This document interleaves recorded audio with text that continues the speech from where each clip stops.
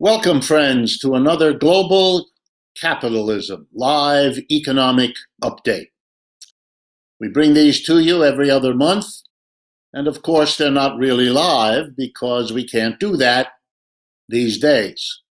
Normally, this would have been at the Judson Memorial Church in New York City, which has hosted these every other month presentations for years.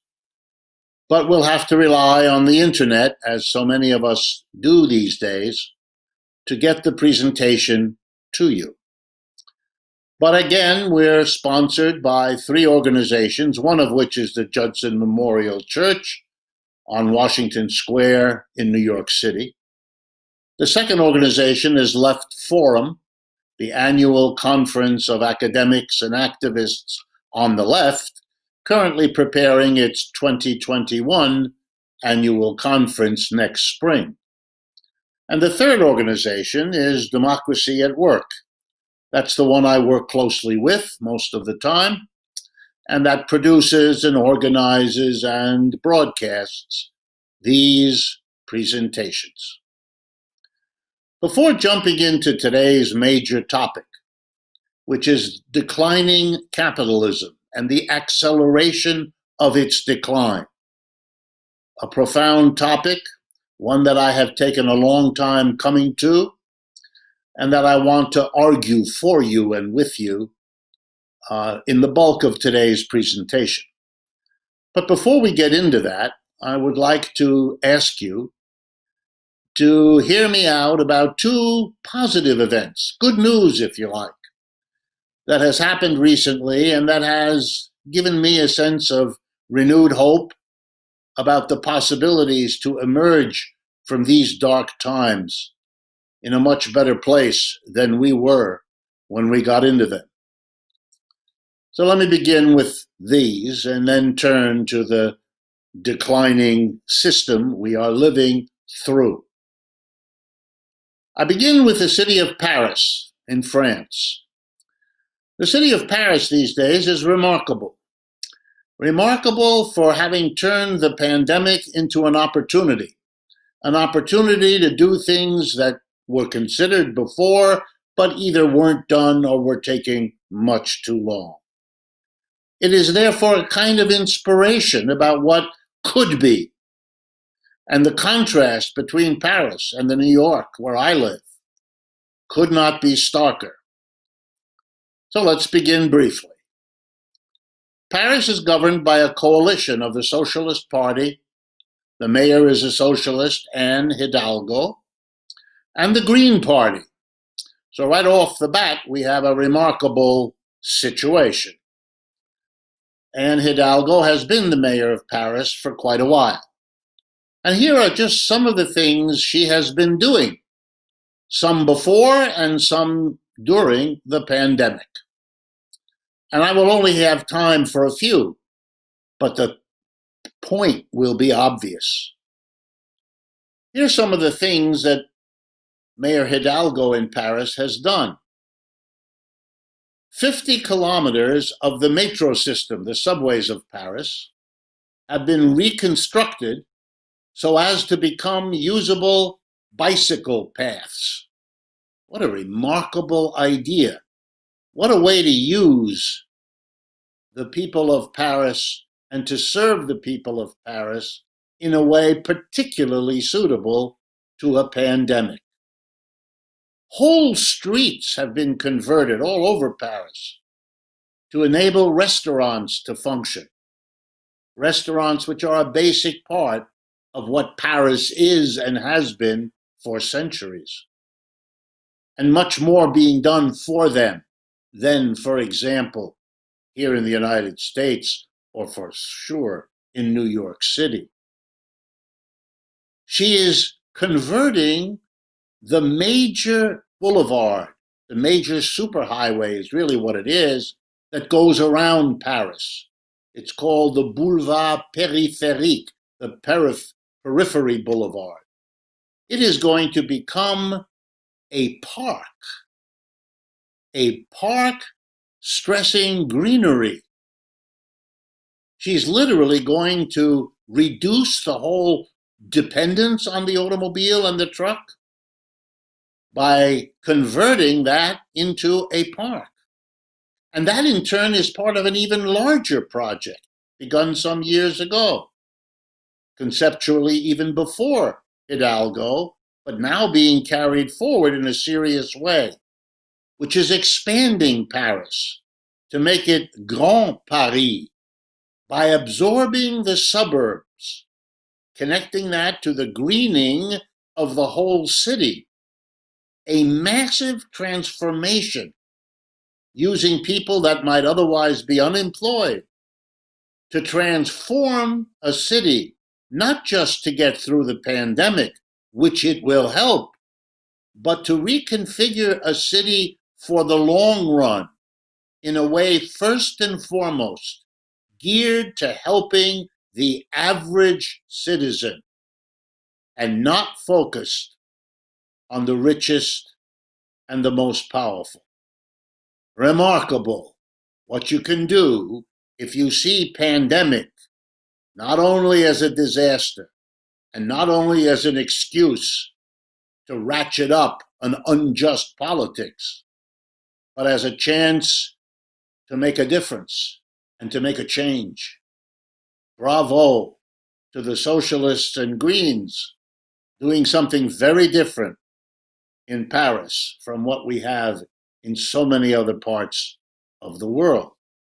And let me not forget to mention that to relieve the city of its burden of traffic, pollution, and all the other modern ills, there is a further achievement I want to congratulate them for.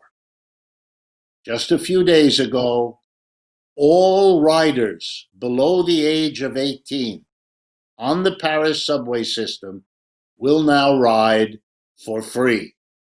Those over 65 already do. The second piece of inspiration, which is in a way more inspiring, has to do with the last several weeks during which the professional athletes, led at first by the national basketball heroes of this country's sports, but now spreading to other sports as well. An absolutely remarkable development. I won't go through the details. I'm assuming many of you are familiar with them. Here is the core. A number of our most prestigious professional athletes in a variety of sports have used a traditional weapon of the labor movement, the withdrawal of workers' work, labor, to make an important political statement. The athletes are concerned about the excess police violence devoted particularly to the African American community, reacting to the murders of several prominent African American citizens, prominent because of the fame they achieved by being the victims of the police violence. They won't play basketball or other sports, they said, until this issue, which has been an issue in this country for many, many, many decades, is addressed. They won't play. They will not enable their owners to make money from these sports, and we're talking billions of dollars. They risk not getting paid themselves, as all strikers do. Why is this important? And I cannot overstate it. Here is a social movement, Black Lives Matter, justice for African Americans. Here is a social movement getting an enormous assist from the labor movement. That's a possibility of working together between social movements and the labor movement, who have been very often working alone, without each other, for much of the last half century. It is teaching the labor movement that it can once again become a major political and social force in an alliance with the social movements. It is teaching the social movements what it means when the labor movement joins you, adds to your moral and political and electoral force the profound power of working people to withhold what this system relies on, their labor.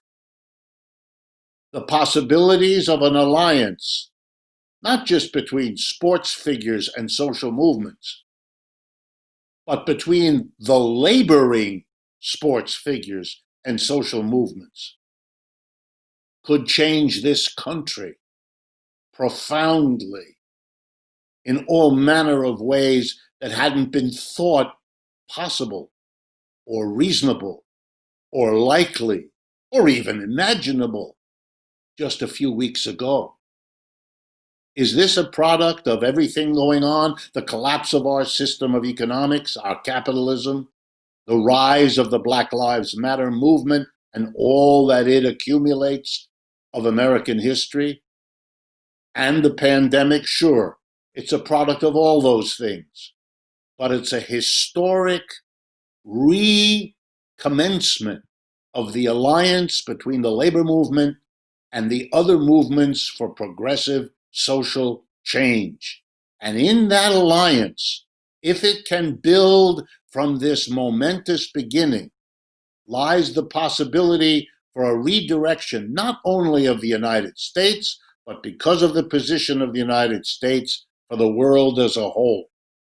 And it is very important that all of you share with me watching, waiting, and clapping at an enormously important new development in the political life of the United States. Okay, let me turn then to our topic for today. Capitalism's decline accelerates. What do I mean? Well, we are well into, and have been for decades, the decline of capitalism in the West. By that I mean capitalism in Western Europe, North America, and Japan. That decline shows up in countless statistics.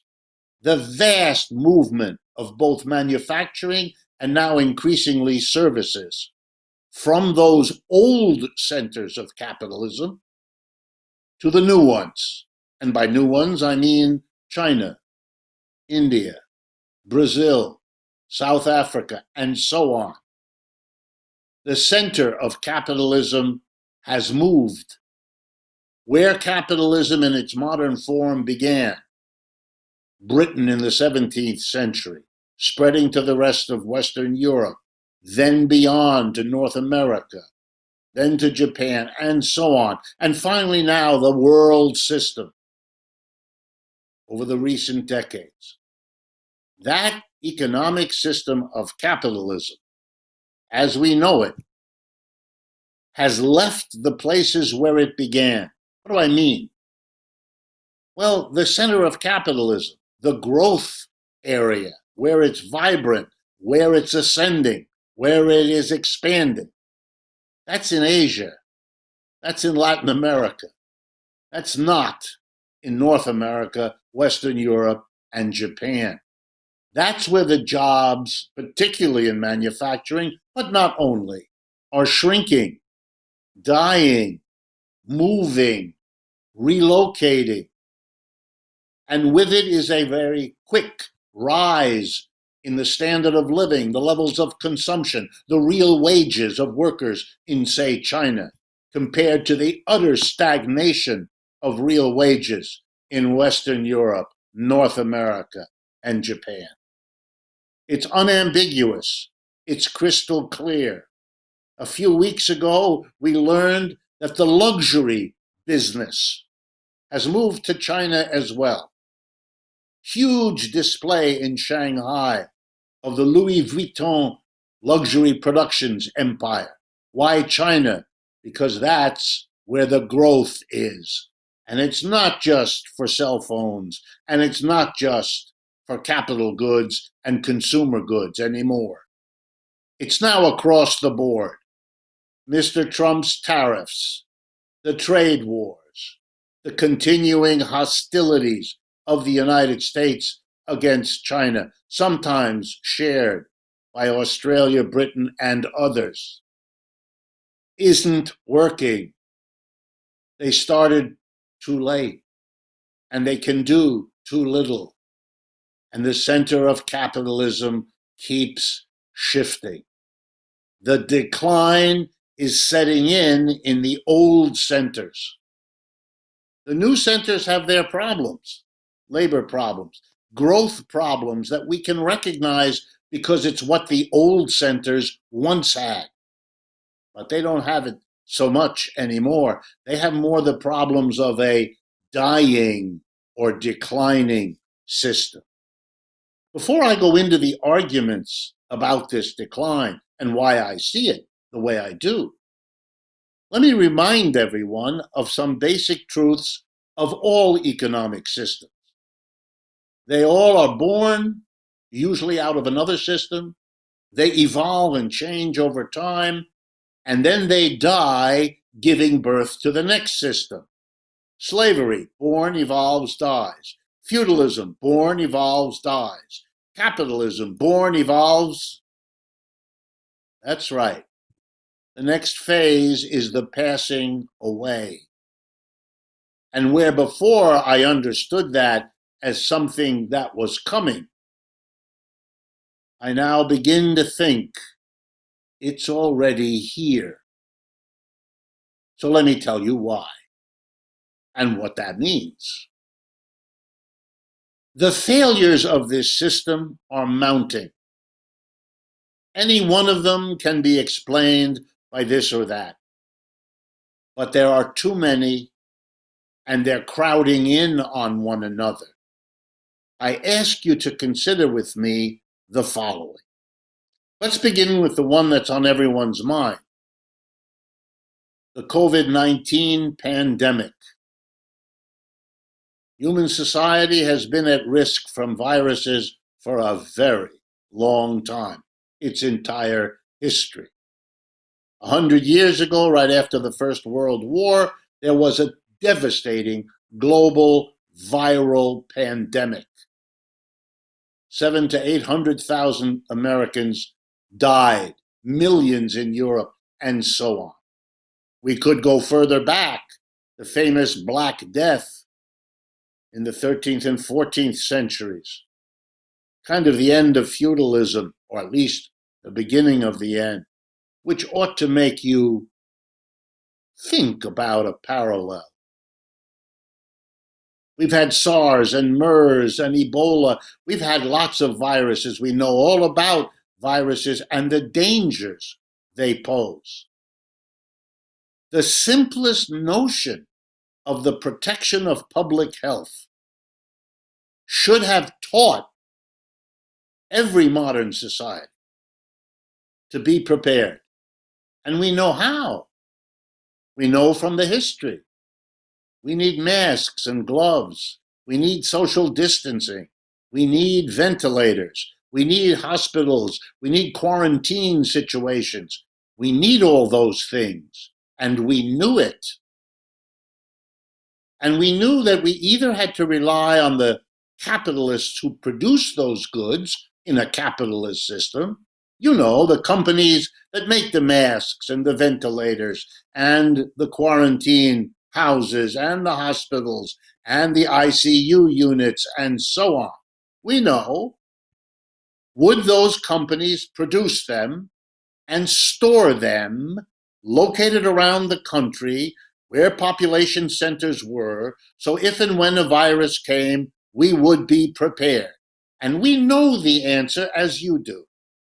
Capitalists don't do that. Why? It's too risky. It's not profitable. Who's going to produce millions of masks, store them in warehouses for an unknown amount of time, during which they have to be cleaned, monitored, preserved, checked. Very expensive. For an eventual payout, who knows whether people will be able to even afford what they... No, they're not going to do it. How do we know that? Because they didn't. They didn't do it. Well, we also know what the answer in capitalism is when the society has to have something, but private capitalists, driven by profit calculations, don't do it. We know what the government normally then does. The government comes in and does it, buys the masks, the ventilators, the ICU units, everything from the companies at a good price, giving the companies a profit. And then the government, at public expense, warehouses these things around the country where people are, makes sure they stay in good condition, preserves, checks, monitors, cleans, repairs, replaces, in preparation for the catastrophe if, or better, when it next arrives. The government could have done that in all capitalist countries. It didn't in most of them. The failure of the private sector compounded by the failure of the public sector. And of course, all involved knew exactly what the issue was. And let me tell you why they all know and knew. It's because every one of the capitalist countries handles its military in just this way. You know, it's equally unprofitable for the maker of a missile or a jet fighter plane or a submarine or a gun or a tank or anything else to produce it, store it somewhere, check it, monitor it, clean it, repair it, and then for what? For an eventual military activity that may or may not come this month, this year, next year, 10 years from now. It's too risky, it's not profitable, which is why private companies don't do it. Who sustains the military then? Answer, the government. The government goes to the private producers of guns and bullets and trains and planes and all the rest of the military paraphernalia. It buys those things from the private capitalists at a price giving them a big, fat profit. We have a name in the United States for this, the military-industrial complex. And so the government locates all of the military equipment all around the country, and in the case of the United States, all around the world, to be prepared for a military eventuality. Exactly what you would need to do to prepare for a public health eventuality. So the government knew what to do, the private sector knew what to do, but they didn't do it.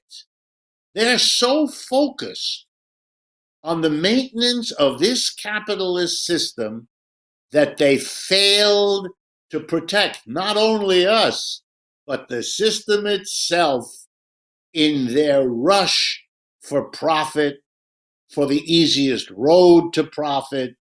It's extraordinary the level of blindness and failure and self-destruction. But that's only the first failure I want to have you think about. The failure to prepare. Both private capitalist failure and government controlled by private capitalists. And if you're wondering, really, why didn't the government step in? Well, the answer is the ambivalence of the private capitalist healthcare system, or what we call in the United States, the medical industrial complex, to show its parallels with the military industrial complex. Why would the medical profession not want to step in and get the government to buy all of their output at a nice profit? Why not do what the military have done And the answer in this country, and that's one of the reasons why US response to the pandemic has been so much poorer than in many, many other capitalist countries. The problem here has been that the medical industrial complex has wanted to keep the government out of medical care so that four industries could operate a conjoint monopoly. The four industries are doctors, hospitals, drug and device makers, and the health insurance companies. Those four industries together in this country operate a private medical care system. Its costs are much higher than the medical care systems of most other industrial countries. Much higher.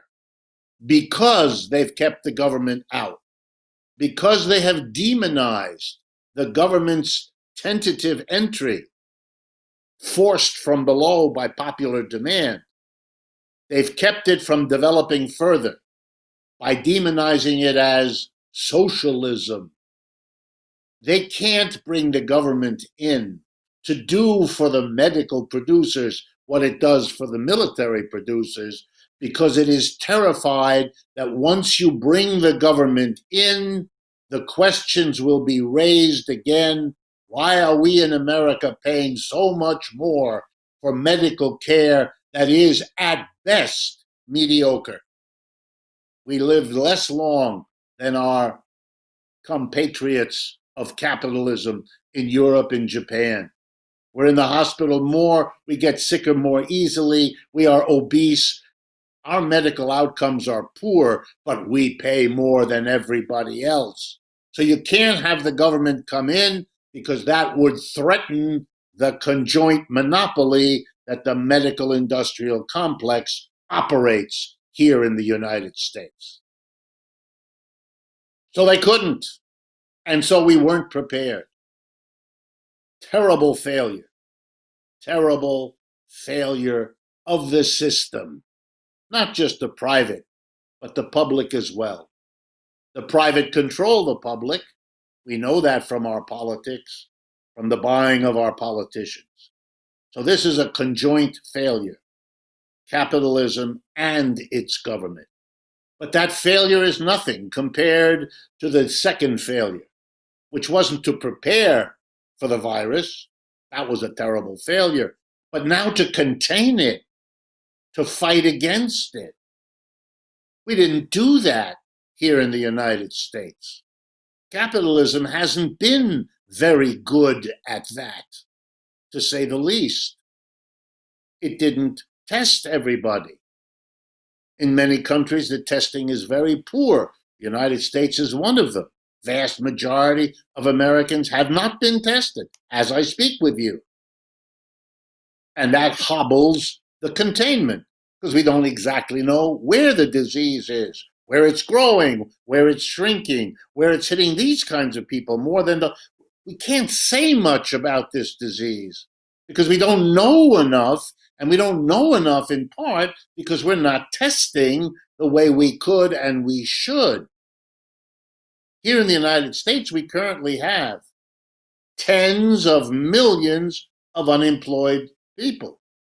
In a rational economic system, we would have hired those people as government employees, first and foremost, to test everybody.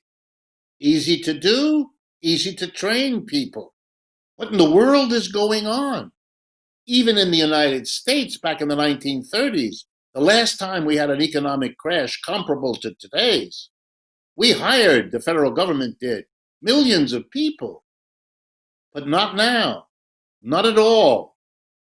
We're hiring a few 100,000 to conduct a census of our people, even as they die in huge numbers. There's something crazy about a system that works this way. And the social effects, I mean, they're staggering. A recent survey by the Restaurant Association of New York State indicates that 2/3 of the restaurants in the state of New York are either going to close or likely going to close permanently by the end of this year unless they get massive relief, which no one is preparing for them.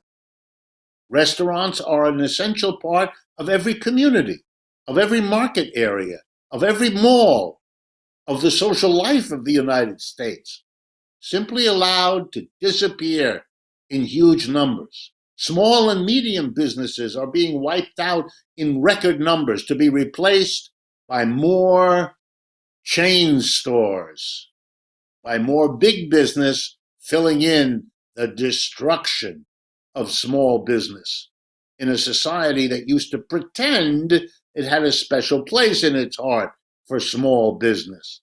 The social effects, the poor are getting trampled. The richest billionaires in the United States have become much richer over the last 6 months. The gap between rich and poor, much wider.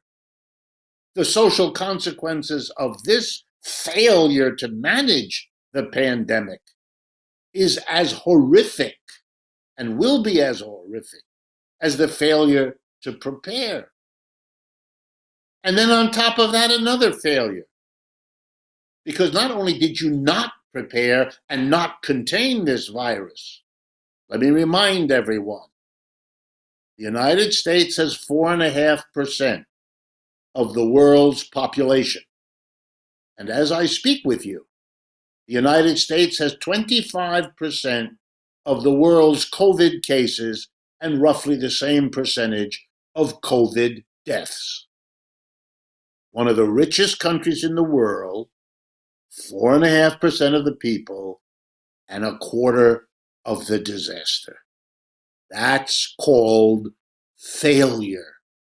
Objective failure. But along with it, almost as if to make matters worse and to give you a sense of why this seems to me beyond this or that failing, a decay, a decline of a system, has been the response. Americans are treated to a government that either tells you outright that it is prepared when it isn't, or tells you outright it is containing the virus when it isn't, or it finds someone to blame. Scapegoating has become a national sport in this country and in other parts of the world. Immigrants, the Chinese, foreigners in general, or if you want to get even more precise, students having parties, or who else you could imagine blaming. It's almost as if the scapegoating is itself a sign that because precisely the system is declining, it becomes that much more urgent to invent alternative explanations so you don't even have to get near the argument that the system is declining. And yet more evidence arises alongside the failure to manage the virus. There's also the failure to manage the economic crash. Now, let's be very clear. Here in the United States, we have an agency. It's called the National Bureau of Economic Research, the NBER. It is the agency that determines and dates our economic downturns. And since we have them so often, as capitalisms always do, the NBER is busy and was working on dating when the crash in the United States began. And a few weeks ago, it issued its report. The crash in the United States began in February. And let me be very clear with you. That's before the pandemic hit. It may be charming, it may be comforting to blame the crash of capitalism on the disease, on the virus. Politician after politician is grasping onto that straw as quickly as he or she can to evade the blame for their own complicity in making such a mess of it all. But it doesn't work. There's no need for the pandemic to result in staggering unemployment, in the worst crash of capitalism in American history, except maybe we'll see in comparison with 1930s. Many capitalist countries didn't have massive unemployment. That was a US specialty, doing that crazy thing. It shouldn't have been done, didn't need to be done. We had a good experience with government hiring of people unemployed in the private sector back in the 1930s. It could have and should have been brought up to scale right now. It wasn't. That's another failure of the economic system and the political system. So we have an economic crash. Is that the fault of the disease? Not at all. Historians tell us that wherever capitalism has settled, it has an economic downturn on average every 4 to 7 years. That's true for centuries. That's been true all of our lives. Everything imaginable has been tried by the people who like capitalism to get rid of this profound instability. Keynesian economics was a whole new branch of how to do economics, invented by Mr. Keynes in the depths of the 1930s depression to help get the system out of this ever-recurring crash structure.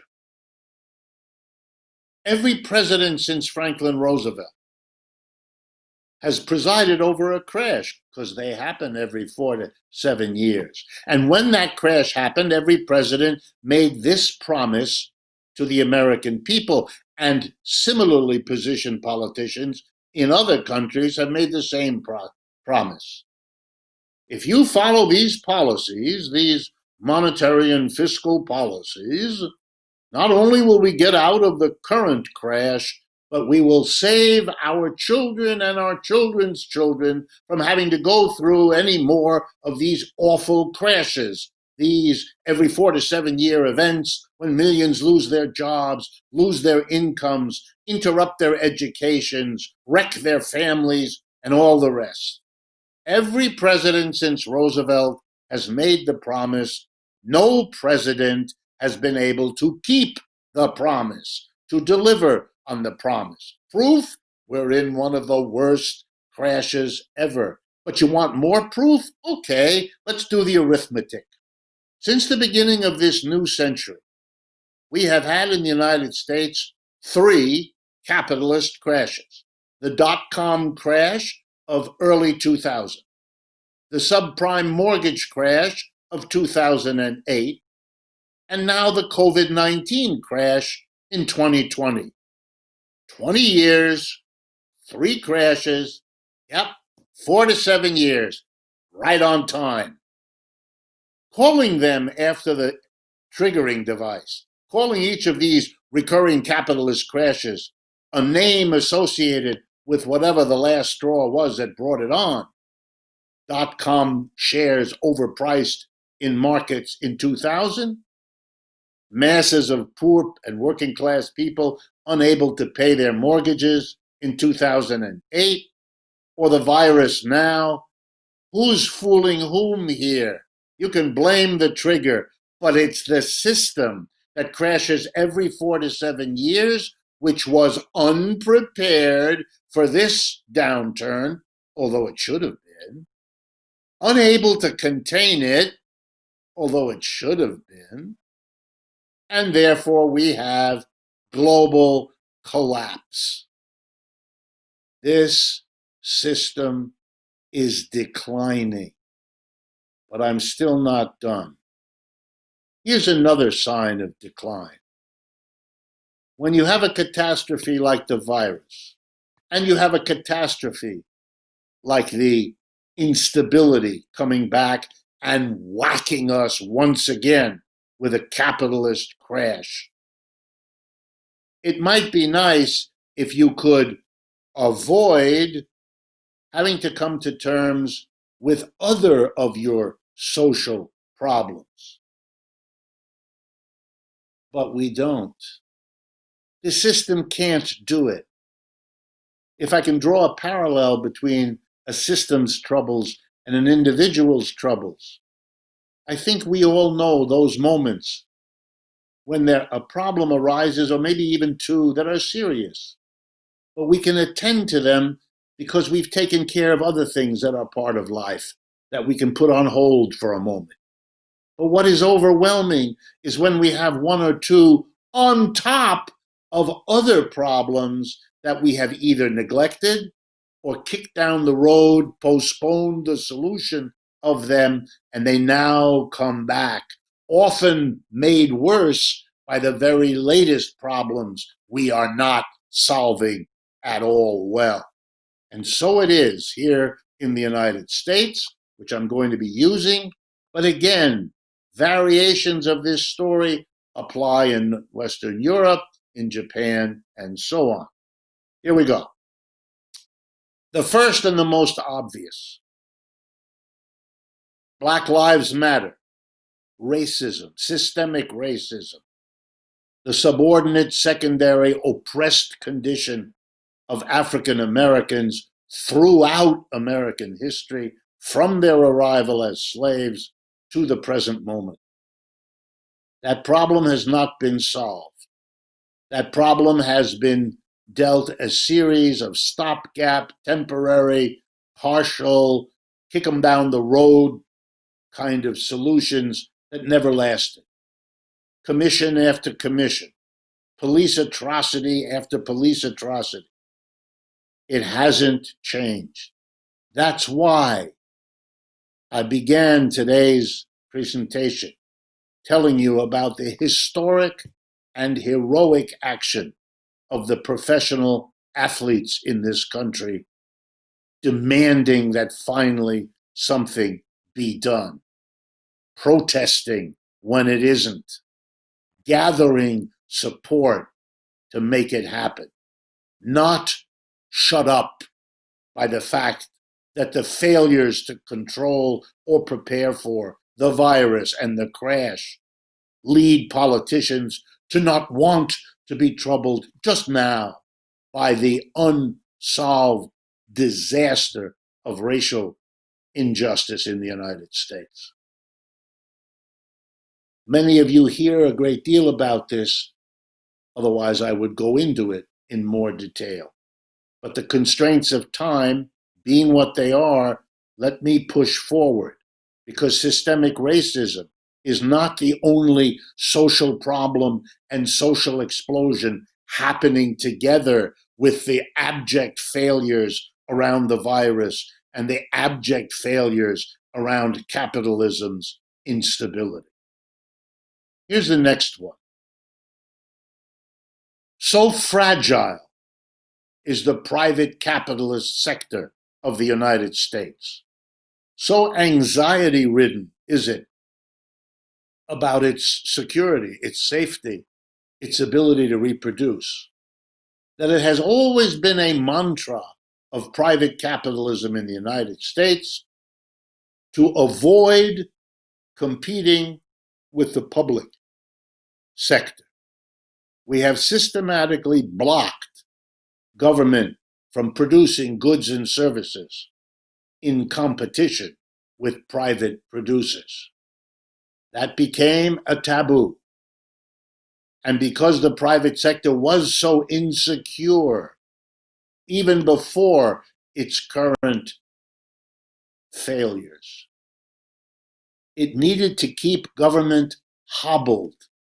Government never has enough revenue. Government has to go to the capitalists to get more revenue. Tax them, borrow from them, always on its knees. Keep the government hobbled. Keep the government weak. keep the government underinvested in. And so we have it. Governments too deeply in debt, governments too weak, governments hobbled. And the ideology that goes with it, the crazy fundamentalism that suggests everything is done better by private than by public, a kind of hysterical one-sidedness that reveals the anxiety of those who speak it. And what has it done? It's put our cities, our states, and even our federal government, but particularly our cities and states, important levels of government here in the United States, in an impossible situation. Take them right now, for example. With tens of millions unemployed, with a society still in shock from the fundamental changes all around it, imposed by the crash, imposed by the virus. Everyone needs more public services to get through this period. Everyone needs to lean on the public support more because the private sector is so undone. And yet in just this moment, the cities and towns can't help. They can't even provide the poor level of support they provided before. Why?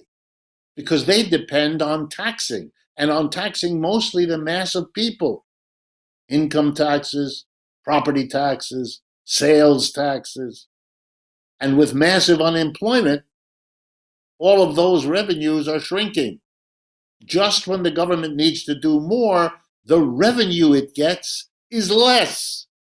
Is this dysfunctional? Well, that's a polite word. It doesn't work.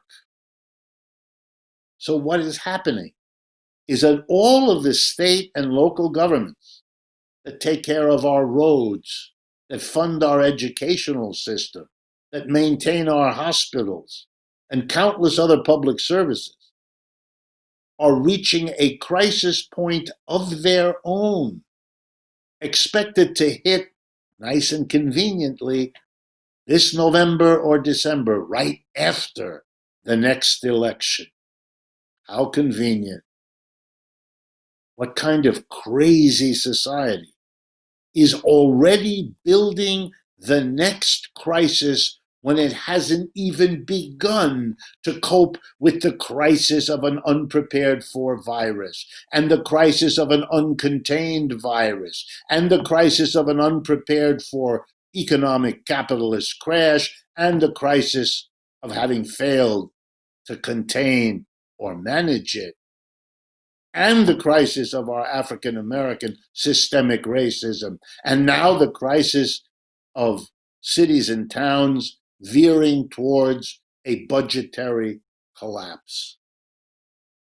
I'm still not done. And I have a long list, but I'm only going to give you one more before I draw in what I think are the conclusions here. Eviction. The eviction catastrophe here in the United States is at a bit of an earlier stage, which allows me to talk about it and to point out how it is building to a level for which words like civil war come to mind, as you will see. So here's the reality. Starting with the end of March, when the pandemic really takes hold around the world, but particularly here in the United States, it was earlier a problem in other parts of the world, as I think you all know. But here in the United States, it really hit towards the end of March. That means that month already, but certainly in all the subsequent months, April, May, June, July, and August, millions of Americans did not pay rent if they were tenants in rented apartments. Hundreds of thousands of commercial activities, restaurants, department stores, every other kind of store, didn't pay rent to their landlords. And finally, people who own their own home, that is, they have taken out a mortgage loan to buy a home. They must make mortgage payments every month. Those mortgage payments have been not paid. Various jurisdictions, federal and state, and even in some cases local, have responded to this catastrophe with a kind of stopgap measure that is, as I'm going to show you, wrong, unjust, and catastrophic. Another sign of system failure. What most of these folks have gotten, both the commercial and the residential, have been moratoria. You don't have to pay your rent. And I'm going to focus on rent because it's the mass of our poorer people. It's the key population. It's larger than the others. The renters don't have to pay. Under a recent extension, they don't have to pay rent till the 31st of December. That is the first day of next year. Okay, let's take a look. If you read the fine print of the order from the Centers for Disease Control, who have the authority here to write the rules, a landlord cannot evict a tenant for not paying his or her rent. Notice the following. 1, this is not a forgiveness. This is not a gift. This is, in effect, a loan. Your landlord is loaning you the money by not having you pay the rent until December 31st of 2020, when all that you have not paid will be due into your landlord's hands. Number 2, he cannot evict you for not paying your rent, but he can evict you for any other infraction. Does the landlord believe you're damaging the apartment? Does the landlord believe you're neglecting to maintain the apartment? You can see where this is going, and a landlord who can't evict you for one reason may become very interested in some other reason. Number 2, the landlord can raise the rent so that while you're not paying it, so that when you owe it all at the end of the year, it won't just be all the months you didn't pay added up. It'll be the addition of whatever rent increase the landlord chose to impose on you. Plus, you can charge penalties for your lateness and interest for the time that you didn't pay. The amount of money people are going to be owed on the 1st of January 2021 will be staggeringly beyond anything they can pay at that time, given that millions of them are unemployed and that millions more are parts of family where somebody either has the disease or lost their job, part of the time, all of the time. You can see. So what are we going to have on the 1st of January? A time of immense cold weather in most of the populated parts of the United States. What are we going to do? Throw millions of people out of their apartments? See a war in the street between the people threatened with eviction and the landlords threatening to evict them? Let's look at the landlords for a moment. They need the money from the tenant to maintain the apartment and the building in which the apartment is located. They need to pay back the banks from whom they borrowed the money to build or maintain the building in which the apartments exist that aren't paying rent. Is there going to be civil war between tenants and landlords? Residential and commercial? You see where this is going? This is a system that doesn't work. It's a system that pays people too little money to enable them to afford modest housing. It has not built public housing for generations, so it relies on the private capitalist housing market and there isn't housing adequate and affordable for people to live in, which is why they can't pay their rents, where the solution is going to be what? Warfare in the streets? Tenants protesting landlords? Landlords calling the police? The system doesn't work. It is falling apart. And Americans, more than in other parts of the world, are right in the middle of it. And they are feeling it. They're feeling it in ways that I now want to conclude talking with you about. The first one I've already talked to you about. Absolutely historic action of working people, professional athletes, paid very well in the United States, but they're workers and they have bosses and they produce spectacular profits for their employers. The NFL, the National Football League, for example, by far the biggest business in all of professional sports, rakes in tens of billions of dollars every season. And the workers there, those professional athletes, whose names are household words across the United States, have withheld their labor. No politician called on them to do it. No labor union leader called on them to do it. No, this is political action from below. But even more important, it's the working class using for political ends its right and its power to strike. For those of you who defend and want capitalism, this is a moment for you to become worried, very worried. Unions have a hard time getting their members to strike, even if the objective is an extra wage, a better working condition, greater security for their job. It is usually much harder even to get workers to take real risks with their job security, their income, their benefits for a political objective. Here were professional athletes risking huge amounts of money that they earn, given that they are so proficient, in order to make what? More money? Not at all. Better working conditions? Not in the story.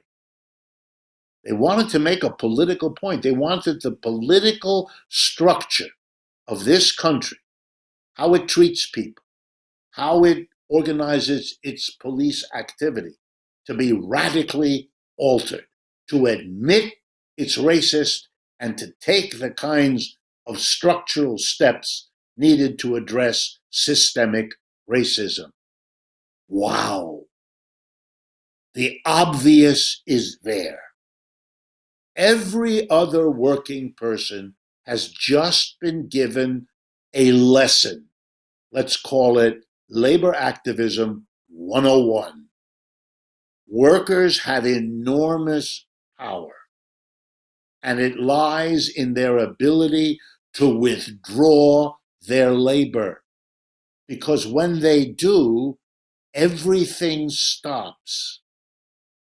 The stadium where the basketball game is played is useless. The ball is useless.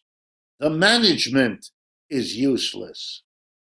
If and when the workers, the actual players, the ones who make the game happen, who play the game, if they withdraw their labor, all of the rest of it stops. And what's true for baseball or basketball or football is true for everything else in a capitalist system. Without the workers, the raw materials, the tools and equipment, and the employer can't do anything. The workers can play the game without the employers, but not the other way around. Think about it. Everyone is thinking about it. Those baseball players, those football players, those basketball players, they have gotten everyone's attention. The effort of the Republican Party, and to some extent the Democratic Party, to focus attention anywhere else but on the system dying, were one-upped, upstaged by this action of workers withholding their labor to make a political point. The ramifications of this will be a major shaper of whatever happens, both in the United States and beyond, in the years ahead. The second thing these failures and this declining capitalism are making clear is that the major political institutions associated with capitalism in its ascendancy, and again I'm using the United States, the Republican Party, the Democratic Party, and the organized labor unions, all of those institutions are showing unmistakable signs that they are dying too. I noticed that television viewership of both the Republican and the Democratic presidential conventions was lower this time than in the past 4 presidential election cycles. The American people aren't interested. They see these political parties as largely irrelevant to their lives, their needs, their wants, their immediate futures. The labor movement's silence, its lack of activism, is nothing short of stupefying. Are there cases, are there examples where labor unions are active? Yes, of course. But the movement as a whole, suffering the worst unemployment since the 1930s. Where is it? Where are the street demonstrations? Throughout the 1930s, that part of New York City where I live, near where I live, called Union Square, there were demonstrations of working people carrying signs every day. For years, everyone was confronted by labor unions, organized labor unions, marching with signs demanding that society take care of its majority, namely the working class. There are no such demonstrations now. The labor movement doesn't call them. The labor movement doesn't seem to be what? Concerned about the worst unemployment in the century since the Great Depression?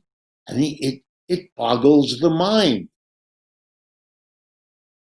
Union membership is lower now on a trajectory of decline that is 50 years old.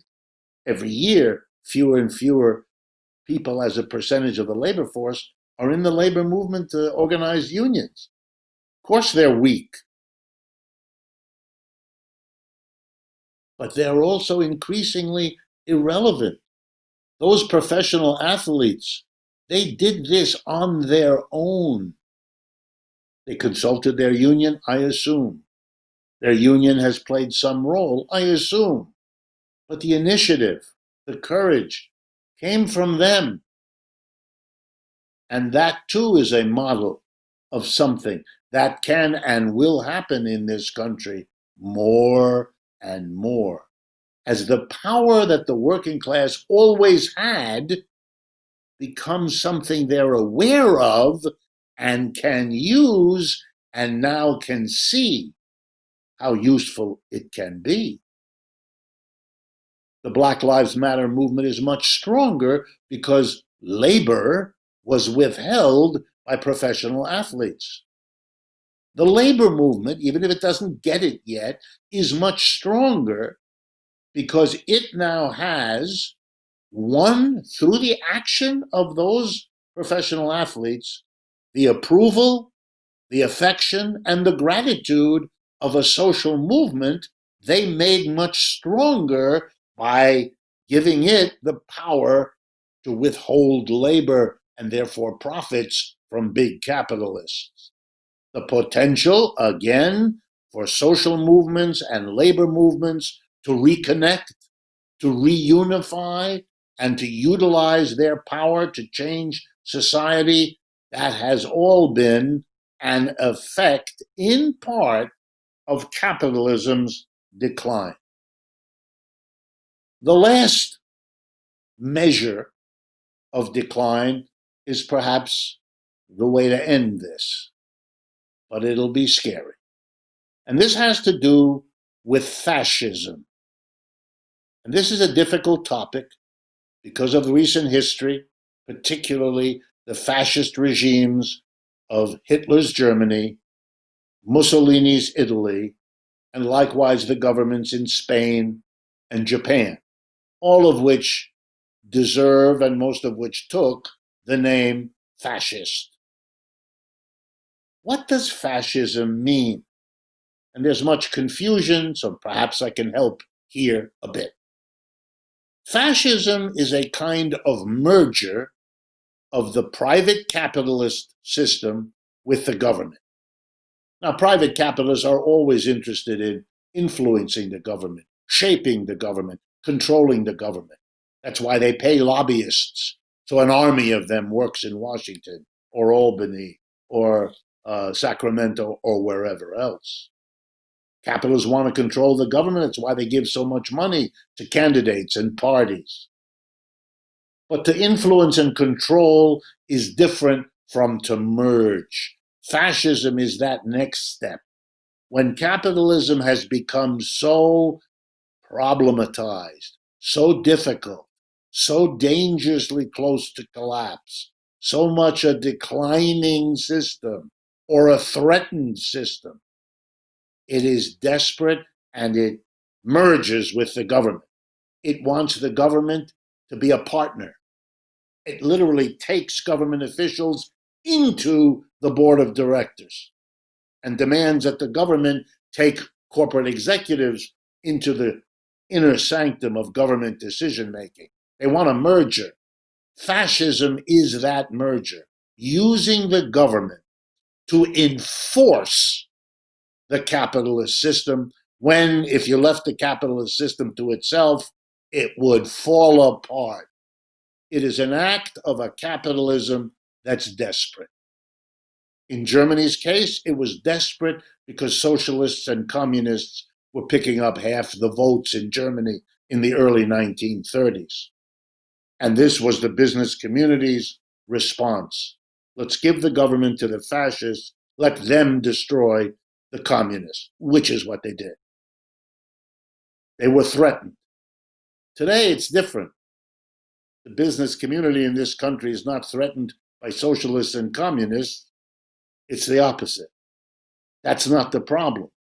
The problem for capitalism in the United States today, and increasingly elsewhere, is capitalism itself, its own internal dysfunction, its accumulated unsolved problems, its failure to prepare, its inability to overcome the contradictions inside itself so that it can survive. But whatever the problem, the merger with the government is the fascist solution.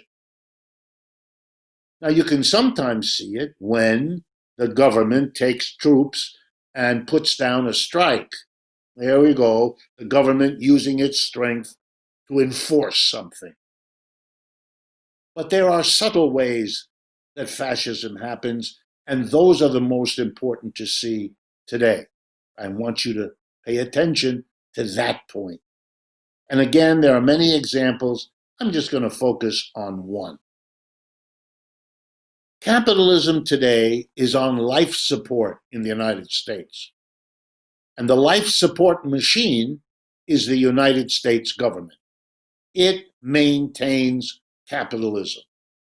American capitalism is dependent. And again, just a few examples. Corporations in America are more indebted now than they have ever been in the history of the United States.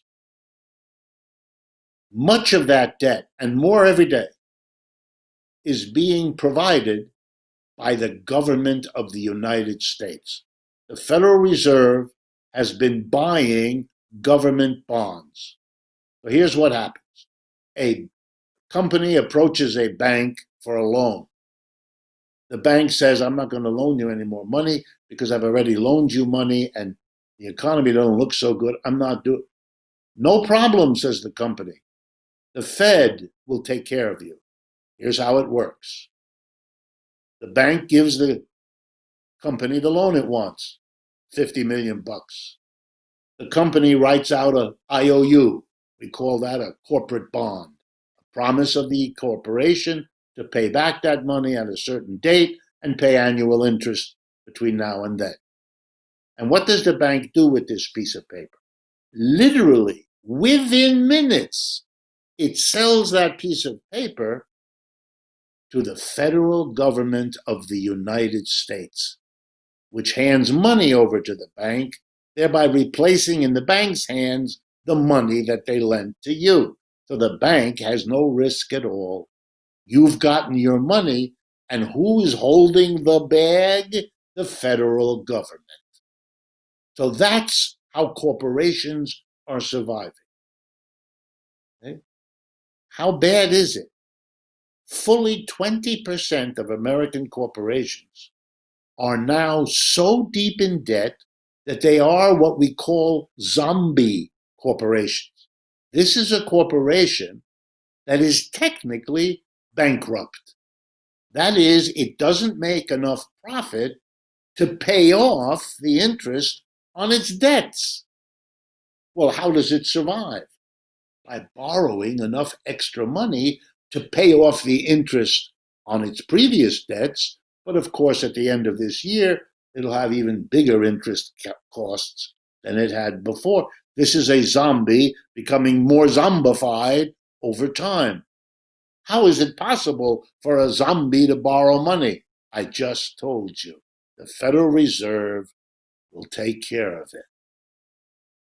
Okay, at the same time, the Federal Reserve is buying other kinds of securities that are made up of the debts of all kinds of real estate operations, the debts of students, the debts of car buyers, the debts of credit card debt people in debt with their credit card.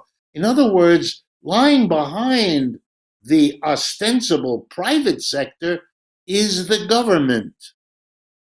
It makes an absolute joke of libertarian ideas, of conservative, or what we used to call conservative economics, that wants us to understand the private sector is what we need and rely on, and the government is an unwanted, inefficient intruder that shouldn't be there. The economy of the United States today is the opposite. All that holds it up, all that holds it together is the government. The last step. Who buys what American companies produce? Well, the mass of the people. And how do the mass of the people get the money? Partly, they get it now directly from the government. That's those extra $600 checks for the unemployed. That's the unemployed compensation that 20, 30 million people now take home. It's the credit cards that the mass of people still have running up those debts, because in the end, it's the federal government that buys those debts when they are securitized, bundled together into the securities that the Federal Reserve is buying with the fresh new money it prints. Consumer, worker, employer, they're all on the dole. But much more money is involved in keeping them going than was ever paid to poor people on welfare. So this is welfare built large, and by no one so much as, ready, conservative Republican politicians. If it weren't so tragic, you should be laughing at the horrible irony of it all. Let me conclude with a thought. There are well-intentioned people who look at this wholesale disaster and come up with interesting, plausible ideas of how you could maybe fix it. If just you do this or that, if you stop letting the Fed be the solution, which it isn't, to these problems, and allow the government to come in, perhaps allowing public employment of people for a Green New Deal, let's say, or something like. There are people who think you can solve this problem. They mean well. And if you do some of the things they propose, it will help, no question. But I believe we are beyond that. And that we have to say to ourselves and make it part of our conversation, are we better off fighting heroically against the establishment to make the little changes that will make things better, but leave the system intact? Or are we better advised now to recognize that the system is the problem, that the real sickness of our time isn't COVID-19, it's capitalism. It is declining. It is dying. And the real question we need to face is whether we will permit it to take us down with it. This is Richard Wolff thanking you for your attention, and I hope you will forgive me if I remind you that since we cannot do this live and cannot raise the money we normally do, $10 a person, that I ask you to consider being a supporter, subscribing to our YouTube channel, YouTube Democracy at Work, which doesn't cost anything, but also making a donation of whatever you can afford to help defray the costs of producing these presentations, filming them, processing them, and delivering them to you. Thank you in advance, and I look forward to speaking with you again, second Wednesday of November, a program we're planning now, which will be happening roughly a week after the American presidential election, and it will analyze what the results were, if we know them then, and what they mean for the world ahead.